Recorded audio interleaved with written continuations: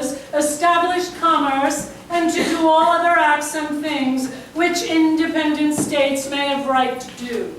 And for the support of this declaration, we mutually pledge to each other our lives, our fortunes, and our sacred honor. Very well. Thank you, Mr. Thompson. The Congress has heard the report of the Declaration Committee. Are there any who wish to offer amendments, deletions, or alterations to the declarations? Gentlemen, please! McNair, you better open up a window. Colonel McKean, I saw your hand first. Thank you, Mr. President. Tom, it's a bonny paper you've written there. But somewhere in it you mentioned Scottish and other mercenaries out to get destroyers. Scottish, Tom? It is in reference to a Highland regiment that stood against us in Boston. Oh, must have been Germans dressed in kilts to disguise themselves. I asked that the word be removed to avoid giving offense to our good people. Mr. Jefferson? Reverend Witherspoon. Mr. Jefferson, nowhere do you mention the Supreme Being. Surely an oversight on your part, for how can we expect to achieve victory without his help? Therefore, I most humbly suggest the following addition to your last sentence, with a firm reliance on the protection of divine providence. Mr. Reed. Among your charges against the king, Mr. Jefferson, you claim he's deprived us of benefits as a trial by jury. This is untrue, sir. In Delaware, we've always had trial by jury. In Massachusetts, we have not.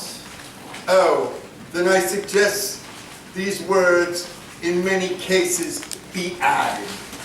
Mr. Jefferson? In many cases, brilliant! I suppose every time you hear those three little words, your puny chest will swell with pride at your great historical contribution. It's more memorable than your unprincipled, whitewashed race of barbarians! Mr. Reed, Colonel McKean! That's enough! Sit down. Mr. Hopkins. I have no objections, Johnny. I'm just trying to get a drink. I should have known. McNair, get him a rub. Mr. Bartlett. Thank you, Mr. President. Mr. Jefferson, I beg you to remember that we still have friends in England. I see no purpose in antagonizing them with such phrases as unfeeling brethren and enemies in war. Our quarrel is with the British King, not the British people. Be sensible, Bartlett. Remove those phrases and the entire paragraph becomes meaningless. And it just so happens to be one of the most poetic and stirring passages of the entire document. We are a Congress, Mr. Adams, not a literary society. I ask that the entire paragraph be stricken. Mr. Jefferson? Good God, Jefferson, do you ever intend on speaking up for your own work? I had hoped that the work would speak for itself. Mr. Hancock! What is it, Mr. McNair?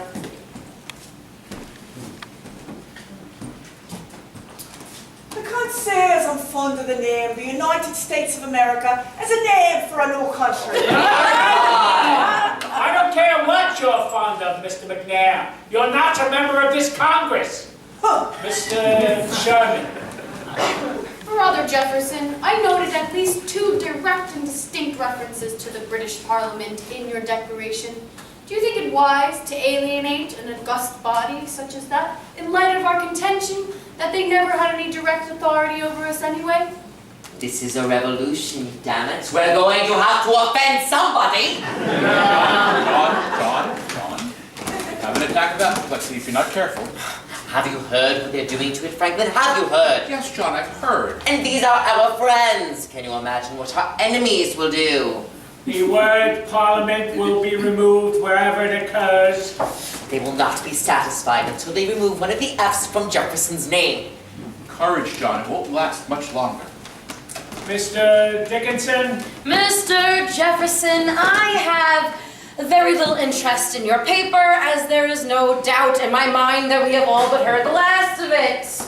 However, there is one thing I am curious about. Why do you refer to King George as a tyrant? Because he is a tyrant. I remind you that this tyrant is still your king. When a king becomes a tyrant, he thereby breaks the contract binding his subjects to him. How so? By depriving them of their rights. Rights that came from him in the first place. All except one. The right to be free comes from nature.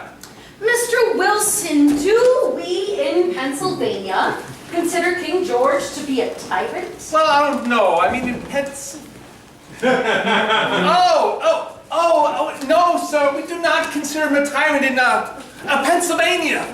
Well, there you have it, Mr. Jefferson. Your declaration does not speak for us all. I demand the word tyrant be removed. No, just a second, Mr. Thompson. I do not consent. The king is a tyrant whether we say it so or not. We might as well say so. But I already scratched it out. Then scratch it back in! Put it back, Mr. Thompson. The king will remain a tyrant. Mr. Hughes. Mr. Jefferson, nowhere do you mention deep-sea fishing rights. Good God! Fishing rights! How much longer must this piddling go on? We have been sitting here for 3 full days. We have endured, to my count, 85 separate changes in the removal of close to 400 words. Would you whip it and beat it until you break its spirit? I tell you, this document is the masterful expression of the American mind. If there are no more changes, then I can Just a assume... moment, Mr. President. Look out. I wonder if we could prevail upon Mr. Thompson to read a small portion of Mr. Jefferson's declaration. The one beginning, he has waged cruel war. Mr. Thompson? He has affected, he has combined, he has abdicated, he has plundered, he has constrained, he has excited, he has incited, he has waged cruel war. Ah, here it is. He has waged cruel war against human nature itself, in the persons of a distant people who never offended him, captivating and carrying them into slavery in another hemisphere. Determined to keep open a market where men should be bought and sold, he has prostituted... That should suffice, Mr. Thompson. I thank you. Mr. Jefferson, I can't quite make out what it is you're talking about. Slavery, Mr. Rutledge. Ah, yes. You're referring to us as being slaves to the king. No, sir. I'm referring to our slaves. Black slaves. Black slaves. Well, why didn't you say so, sir? Were you trying to hide your meaning? No, sir. Just another literary license, then. If you like. I don't like it one bit, sir.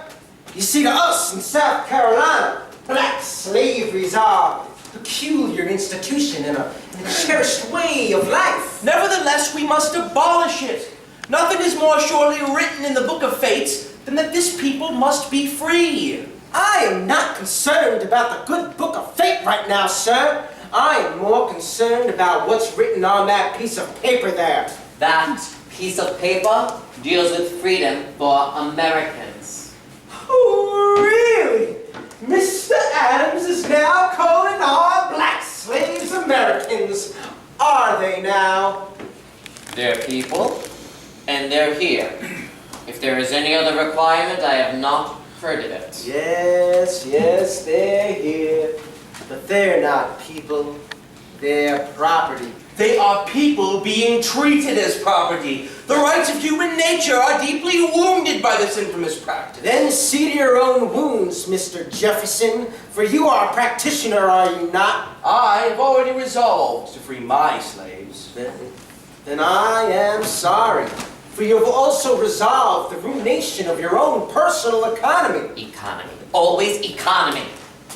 There is more to this than a filthy purse string, Rutledge. It's an offense to man, God. It's a stinking business, Mr. Rutledge. A stinking business! Is it really, Mr. Hopkins? Then what's that I smell floating down from the north? Could it be the aroma of hypocrisy? For who holds the other ends of those filthy purse strings, Mr. Adams? Our northern brethren are feeling a bit tender towards our slaves. They don't keep them, oh no, but they're willing to be considerable carriers of them to others. They are willing for the shilling. Or, haven't you heard, Mr. Adams? Clink, clink. Molasses to run to slaves. Oh, what a beautiful waltz. You dance with us, we dance with you in molasses and rum and slaves.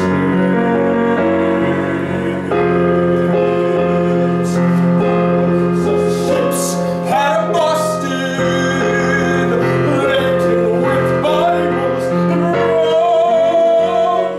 Who drinks a toast to the Ivory Coast? Hail Africa, the slavers have come. New England with Bibles and rum. Then it's off with the rum and the Bibles. Take on the slaves, clink, clink. Then hail and farewell to the smell of the African coast. Molasses to rum and slaves. Since money 'tis money that saves. Shall we dance to the sound of the profitable pound in molasses and rum and slaves? Who sells the ships at a guinea, laden with Bibles and slaves? This Boston boast to the West Indies coast, Jamaica we bring what you crave, Antigua, Barbados, we bring Bibles and slaves. Gentlemen, you mustn't think that our northern friends merely see our slaves as figures on the ledger. Oh no, they see them as figures on the block. Notice the faces at the auctions, gentlemen. White faces on the African wars. Put them in the ships! Cram them in the ships! Stuff them in the ships! Hurry, gentlemen! Let the auction begin! Yo-ho! Yo-ho! Makunda! Gentlemen, do you hear? That's the cry of the auctioneer! Yo-ho! Yo-ho! Makunda! Slaves! Black gold!